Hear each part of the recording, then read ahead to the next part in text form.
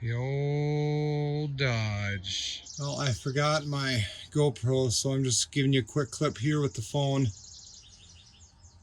This job is not gonna be easy at all. They don't look that good. I mean, this is okay so far. I don't feel any grooves at all. Well, I see what looks to be some small grooves in there, but replacing the main bearings, that's going to be a son of a bitch. Oil pump looked good. I pulled that off and put it immediately into a bag, a plastic bag. This is going to be hard to do, guys. Let me show you the bearings. Here's the rod bearings out of the last 4 cylinders, closest to the transmission. Where you can see the copper, that's the top of the rods, piston side of the rods.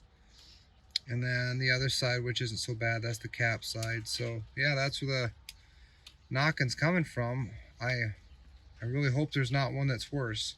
It's starting to rain now, so I had to shut her down and clean up and put the oil pan back on with just 2 bolts, just enough to hold it up. I haven't even started van life, and this is what I'm dealing with. So this is the reality of it. You know, I'm not looking for sympathy. I'm not looking for money. I'm just saying this is what it is. And so far, if all of them are like this, it's gonna work. There was one spot on the crank where I had to use the shoestring technique and some 400 grit sandpaper, wet sandpaper, and some 1500 grit wet sandpaper. And I used WD-40 on it to lubricate it a little bit. And it got that high spot out, so that looks mint. The next one didn't need anything done to it, so I was able to just check my measurements, plastic gauge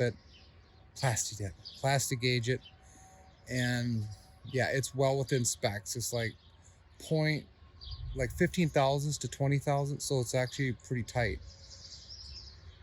So hopefully all the other ones end up being like this, and it'll be okay. She might make her, but it's not over till it's over, guys. I'll see you in the next video. Just wanted to give you a quick update. Later.